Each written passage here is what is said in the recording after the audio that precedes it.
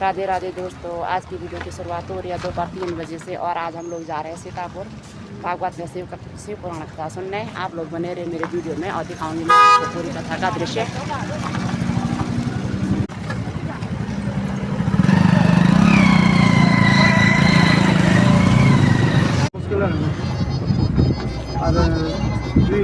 तीन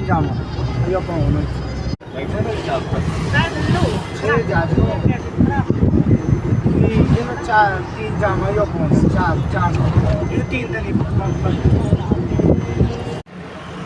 और ये है दोस्तों सीतापुर पार्किंग और ये हमारा सीतापुर का सुंदर सा दृश्य।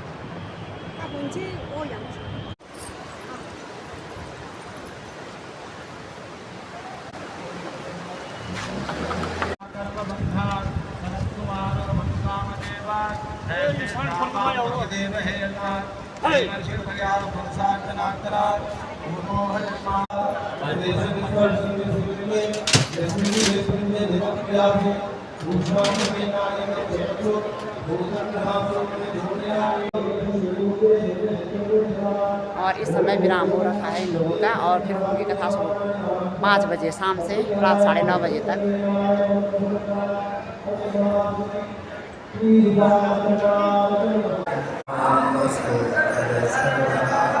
ओम नमः शिवाय।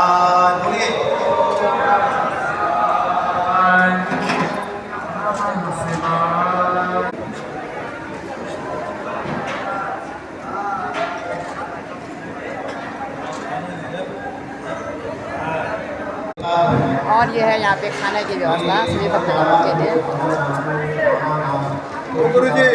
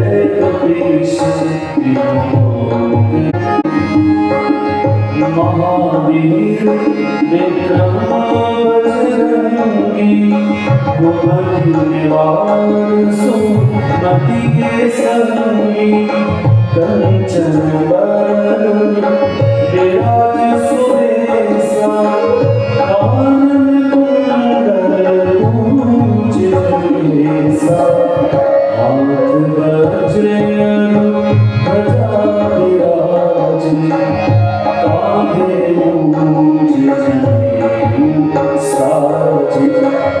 शंकर सुवन केशरी नंदन तेज प्रताप जगवंदन।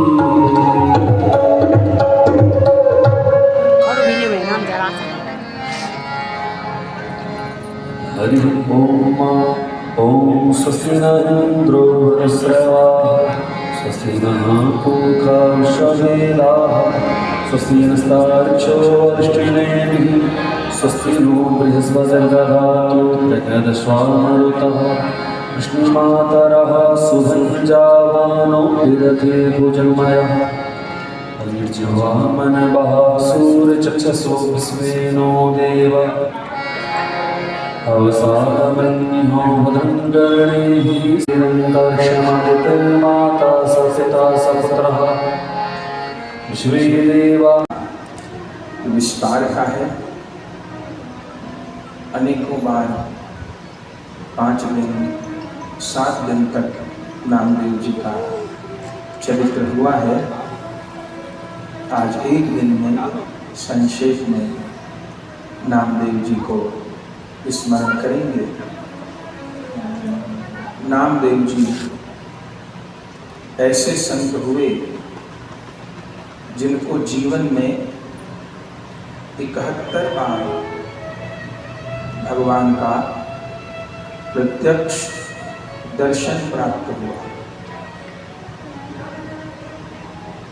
जैसे हम आप एक दूसरे को देख रहे हैं, ऐसे 71 बार प्रत्यक्ष भगवान का साक्षात्कार हुआ। और जिन्होंने जल में, थल में, पशु में, पक्षी में, प्रेत में, अग्नि में, पत्थर में, सब में भगवान का अनुभव किया, ऐसे श्री नामदेव जी के संबंध में श्री भक्तमाल जी में छठवें संख्या 43 में श्री नाभा गोस्वामी जी कह रहे हैं। नामदेव जी के लिए भक्तमाल जी में 56 कहते हैं, मैं उन श्री नामदेव जी को प्रणाम करता हूँ जिनकी प्रतिज्ञा प्रहलाद जी की तरह निभी। जैसे प्रहलाद जी ने जल थल यत्र तत्र सर्वत्र भगवान का दर्शन किया, अनुभव किया, श्री नामदेव जी ने भी उसी प्रकार सर्वत्र भगवान का दर्शन किया। जिन नामदेव जी के हाथ से केवल 5 वर्ष की आयु में भगवान ने दूध ग्रहण किया, जिनके लिए पंडरीनाथ भगवान ने अपना मंदिर ही घुमा दिया,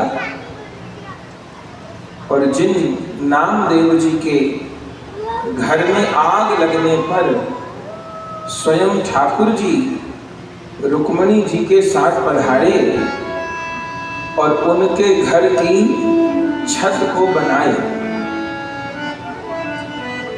ऐसे श्री नामदेव जी को प्रणाम है। तो श्री नाभा गोस्वामी जी ने 56 में और श्री प्रियादास जी महाराज ने कवित्वों में श्री नामदेव जी के चरित्र का गान किया। श्री नामदेव जी कब प्रकट हुए?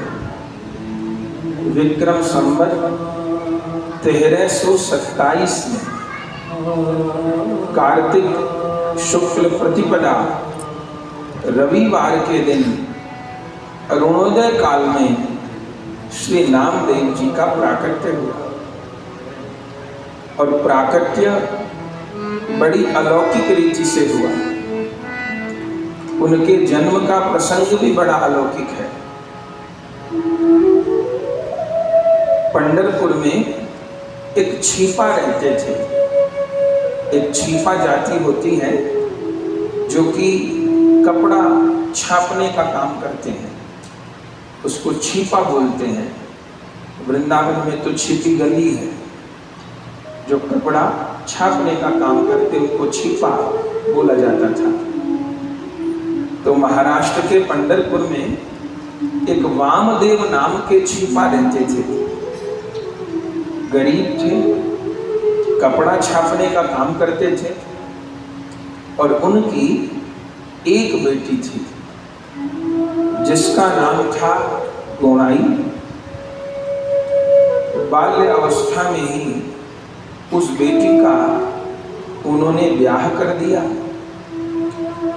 गौना हो नहीं पाया, उस बेटी के पति का देहांत हो गया। तब वो अपने पिता के पास ही रह गई। उम्र केवल 7, 8, 10 साल की थी। पिता को बहुत भारी दुख हुआ कि एक ही बेटी, विवाह किया और अभी जीवन प्रारंभ भी नहीं हुआ था, पति का देहांत हो गया।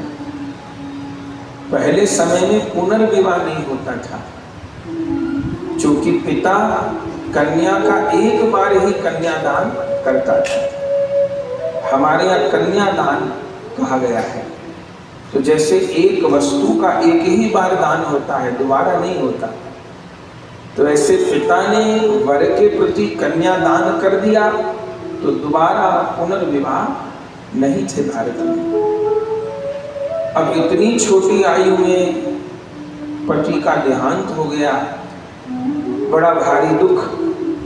लेकिन बेटी को भी समझाया, खुद भी समझे कि इस बेटी को ऐसे ही विधवा जीवन गुजारना है। कपड़े छापने का काम करते ही थे, अपने पिता के साथ ही बेटी रहने लगी। धीरे धीरे करके समय बीता, लेकिन वो कन्या बड़ी दुखी रहती थी।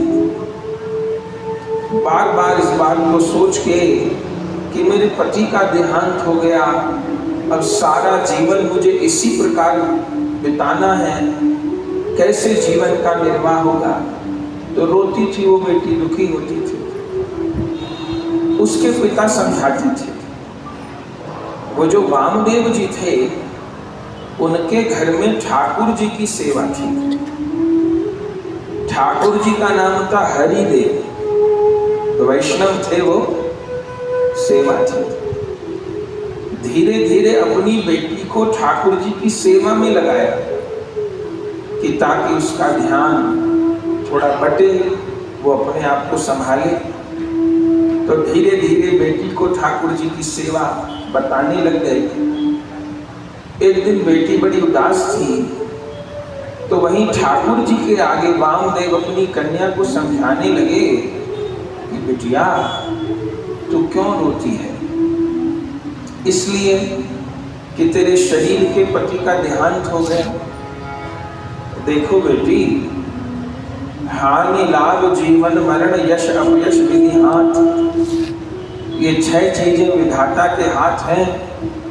अब तुम्हारे भाग्य में ऐसा ही था, तो इसको स्वीकार करो, लेकिन ऐसा मत मानो कि जीवन समाप्त हो गया।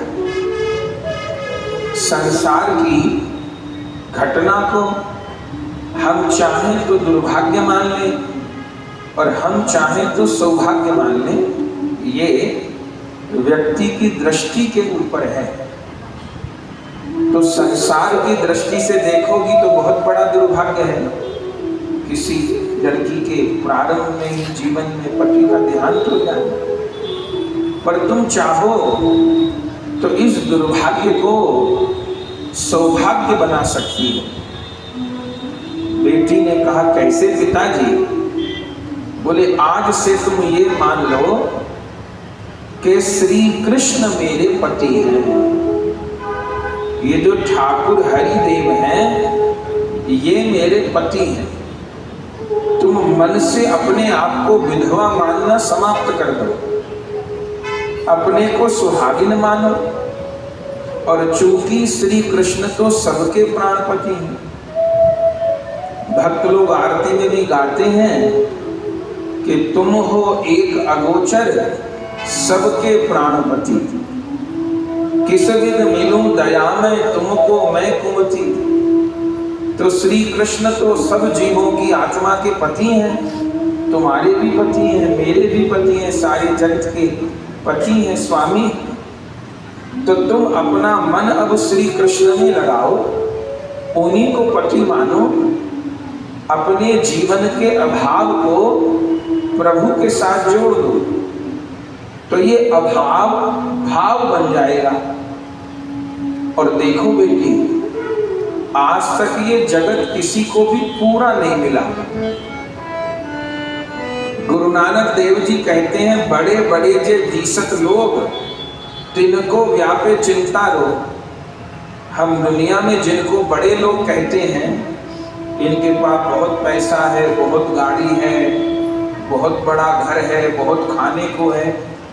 दुनिया में इन्हीं चीजों को सुख माना जाता है कि खूब धन है, बढ़िया घर है, बढ़िया गाड़ी है। पर जिनके पास ये सब चीजें हैं, उनसे पूछो कि तुम सुखी हो क्या?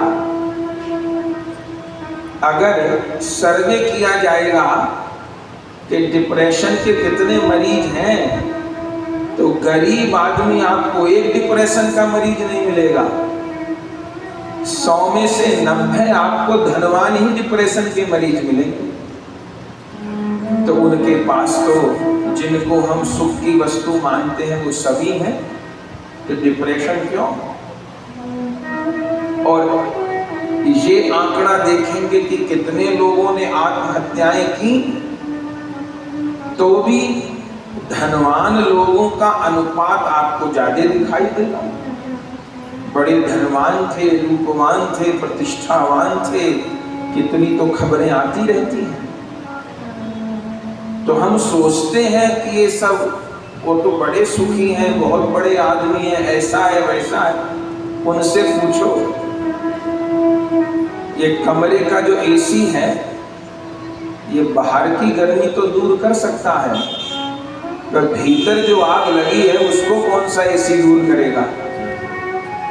उसके लिए तो सत्संग ही चाहिए, उसके लिए तो हरि नाम ही चाहिए। और यदि भगवान से भीतर से प्रेम नहीं किए तो जलना ही पड़ेगा। इस जीवन के रहते चिंताओं की आग में जलना पड़ेगा, और शरीर छोड़ने के बाद नरक की आग में जलना पड़ेगा। दुविधा में दोनों गए, माया मिली न राम, ये जीव की स्थिति होती है। तो अपनी बेटी को उन्होंने समझाया कि तुम चाहो तो इस दुर्भाग्य को सौभाग्य मान लो, अपने अभाव को श्री कृष्ण के साथ जोड़ दो। तुम इसीलिए रोती हो कि पति नहीं है, कैसे मेरे जीवन का निर्वाह होगा? तो नंदलाल को अपना पति मान लो। ऐसा पिता ने समझाया, ऐसा पिता ने समझाया कि उस बेटी को बात लग गई, और धीरे धीरे वो नाम जप करने लगी। घर में पिता सत्संग करते थे, अपने पिता से सत्संग सुनने लगी। बच्चे का भोला मन होता है, धीरे धीरे उसके दिल दिमाग में ये बात बैठ गई कि ठाकुर जी मेरे पति हैं, मैं विधवा नहीं हूं, मैं सुहागिन। और वामदेव जी को भी अच्छा लगा कि बेटी का जीवन अब कष्ट में नहीं बीतेगा, भगवान के स्मरण में बीतेगा। धीरे धीरे समय बीता। एक बार उस गोड़ाई की एक सहेली आई, उसी के साथ की थी वो, उसका भी ब्याह हुआ था। ब्याह के बाद उसका गौना भी हो गया था, और वो अपने पीहर आई तो उसको पता चला कि मेरी सहेली विधवा हो गई थी, उससे मिल गया। तो वो आई मिलने, मिली दोनों सहेली। गौड़ाई ने उससे पूछा, बहन तू कैसी है? वो बोली, मैं तो बहुत अच्छी हूँ। बोले, तेरी गोद में बालक कहाँ से आया? उस सहेली ने कहा, अरे ये मेरे घर पुत्र का जन्म हुआ है। बोले, पुत्र का जन्म हुआ है? बोले, हाँ। अब वो गोड़ाई बेटी इतनी भोली, उसको कोई दुनियादारी की बात पता ही नहीं थी। अपनी सहेली से पूछती है कि ये बालक का जन्म कैसे हुआ? उसने कहा तो बहुत बावरी है, मेरा ब्याह हुआ था ना, हाँ, तो मेरी पति की कृपा से मुझे ये संतान मिली है, तभी तो ग्रस्त जीवन की सफलता है संतान की प्राप्ति में। ये कह के वो सहेली तो चली गई और उसी दिन से उस गोणाई के मन में ये विचार आ गया कि ब्याह के बाद संतान भी होनी चाहिए, और जब मेरे पति ठाकुर जी हैं तो मेरे घर भी बालक का जन्म होना चाहिए। बड़ी विचित्र कथा है बंधुओं नामदेव जी की। ये गौणाई रात दिन ये विचारने लगी, ये भगवत राज्य बड़ा अद्भुत है, चिंतन के आधार पर सब कुछ चलता है। अब तर्क से ये बातें समझ में नहीं आ सकती, लेकिन इस संसार में चिंतन का बहुत बड़ा प्रभाव है। एक बात तो प्रत्यक्ष सब देखते हैं, सब माता बहनों को अनुभव है, क्या कि छोटा बालक होता है 2 महीने का 4 महीने का, अपनी माँ का दूध पीता है, ठीक, कुछ खाता पीता तो नहीं, माँ का ही दूध पीता है। माँ जो सब्जी खाती है, बच्चे के मल में उस सब्जी के बीज आ जाते हैं कि नहीं आ जाते हैं, बताइए। आ जाते हैं। माँ ने भिंडी की सब्जी खाई, बच्चे ने तो नहीं खाई, बच्चा